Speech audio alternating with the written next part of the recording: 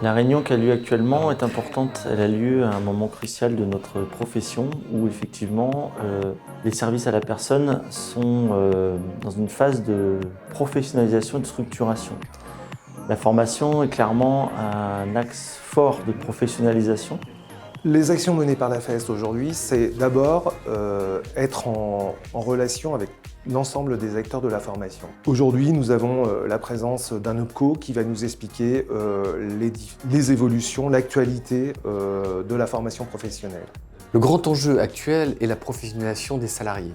D'abord la professionnalisation des demandeurs d'emploi, puisque effectivement la réforme qui est en train de se mettre en place souhaite accompagner l'accès à l'emploi des personnes éloignées de l'emploi pour rentrer dans nos métiers.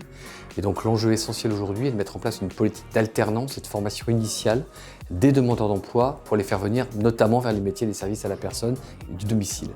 Il y a déjà eu un travail de fait sur le développement de l'alternance avec les contrats de professionnalisation, mais nous ouvrons aujourd'hui la voie de l'apprentissage. Donc il y a des opportunités dans cette nouvelle loi avec la possibilité effectivement de simplifier un certain nombre de procédures qui nous permettront de développer les contrats en apprentissage. La difficulté, c'est comment accompagner un apprenant sur un lieu de vie qui n'est pas un lieu professionnel classique, mais bien le lieu de vie d'une personne.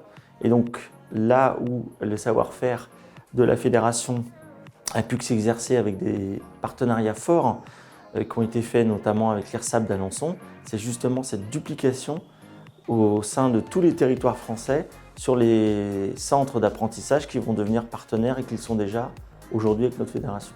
Il y a un gros travail de sensibilisation des entreprises et puis il y a un gros travail avec les prescripteurs pour attirer les bons profils vers ces métiers-là.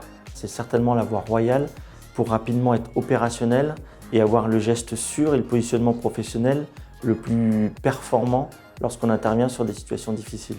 Deuxième enjeu, c'est l'accompagnement des PME, des TPE à former leurs salariés en situation de travail et notamment sur les métiers de la dépendance et de la petite enfance. On a une prise de conscience aujourd'hui de la nécessité d'agir sur la qualité des prestations et je pense qu'il faut que nous puissions l'accompagner par la formation de l'ensemble du personnel puisque ce sont les attentes de nos adhérents qui aujourd'hui ont besoin de recruter du personnel et de valoriser leurs prestations.